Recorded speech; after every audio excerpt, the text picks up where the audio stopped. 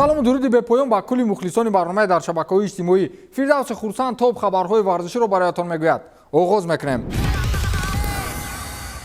дар расонаҳои иттилоотӣ ва шабакаҳои иҷтимоӣ ҳоло мавзӯи беҳтарин бозигари Евро 2020 баррасӣ мешавад ва оне ки чаро Патрик Шик, футболбози чехӣ ки ба задани 5 гол даст ёфту танҳо яктоашро тавассути пеналти задааст, ҳоло ҳам баъди Криштиану месад, дар ҳоле ки Роналду 3 голи худро дар ин мусобиқа тариқи пеналти зада буд. шумо боварӣ доред ки УЕФА баҳри ҳимояи беҳтарин футболбози қораи Аврупо дар рӯйхати расмӣ ба чунин таваккалкорӣ даст мезанад?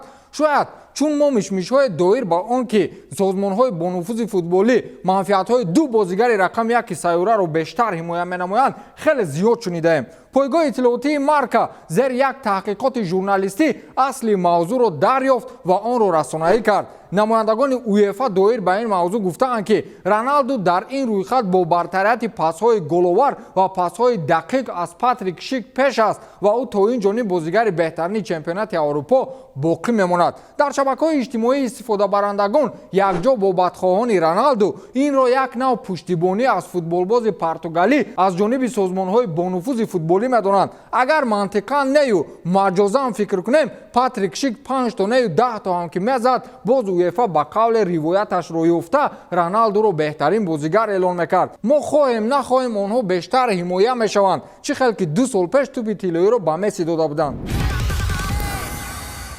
Носир Алхалаифӣ то ин ҳад худро ба нодонӣ зад ки одами гунаҳгор ин қадар худро азият намедиҳад.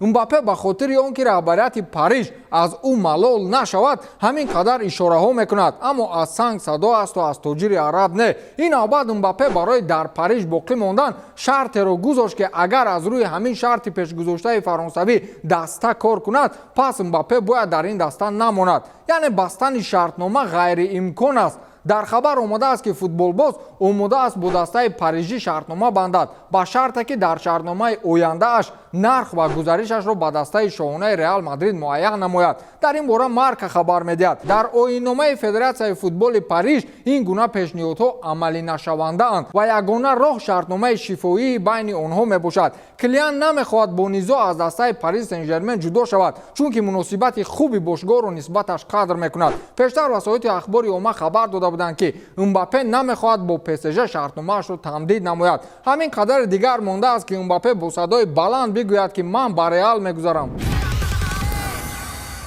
Рафаэл Варан низ пушти рафтанҳои Рамос аз Реал ба хулосаи тарки даста омадааст. ин хулосаро Варан чанд моҳ пеш бароварда буд ва ҳатто иброз ҳам дошт ки агар Реал нахоҳад, ман соли оянда замони хотима ёфтани шартнома аз ин даста ройгон меравам. Флорентино Пересро медонед ки агар бошгоҳи Реалро ягон нархи ба қавле соз намоянд, ягон обрӯу таърихро андеша накарда дастаро мефурӯшад. ҳамакнун Перес аз ҷониби дастаи машҳуртарини англисӣ Манчестер Юнайтед нисбати гузариши Варан пешниҳоди трансферӣ гирифт ва ин пешниҳод дар ҳоли амалишавист. клуби англисӣ барои фаронсавӣ 40 миллион евро пешниҳод кард. Реал ҳадди ақал 70 миллион евро талаб мекунад. хабар дода шуд ки Манчестер Юнайтед ба харидории футболбози 28-солаи фаронсавӣ наздик аст, зеро тибқи қарордод шартномаи ҳимоятгар бо клуби мадридӣ 1 сол боқӣ мондааст. Реал омодааст аз ин футболбоз ҷудо шавад то баъди 1 сол ӯ ройгон тарки даста накунад.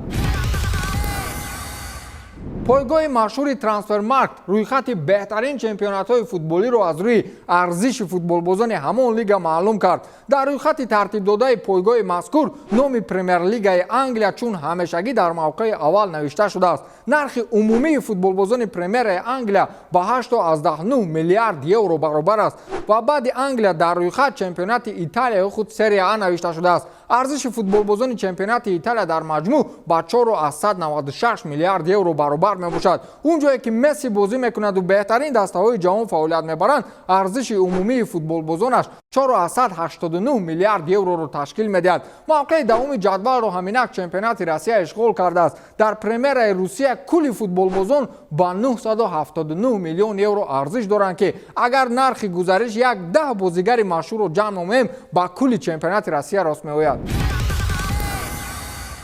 лионел месси акнун бо як нишондоди дигар аз ҳамтои худ криштиану роналду пеш гузашт. аргентинӣ дар бозии охир муқобили эквадор дар копа америка ба задани голи ғайриодӣ аз зарбаи ҷаримавӣ даст ёфт ва аз 58-умин голи худ тариқи зарбаи ҷаримавӣ ё худ вазъияти стандартӣ истиқбол гирифт. криштиану роналду бошад дар ҳисоби худ 57 шумораи чунин голҳо дорад ки як гол кам аз месси аст. қаблан криштиану роналду ҳамчун футболбози касбӣ дар иҷрои зарбаҳои ҷаримавӣ дониста мешуд ки оҳиста оҳиста истеъдоди зарбаи ҷаримавиро ба ҳадаф расонданҳояш ба ҳукми фаромӯшӣ рафт ва зарбаҳои месси аз вазъиятҳои стандартӣ нисбат ба роналду кафолатдортар аст. баъд мухлисони роналду гуфтанд ки месси дар иҷрои зарбаи ҷаримавӣ як қадам аз роналду пеш гузашт. мухлисонаш сару гардан боло мекунанд. ҳар касро барои кори усто офариданд. агар месси зур бошад, роналдуро аз пеналти мегузарад. дӯстони азиз, ба канали Спортеҷе даромада обуна шавед ва он ҷо аз видеоҳои ҷолиби варзишӣ хабардор хоҳед шуд. ба ҳамин тамом,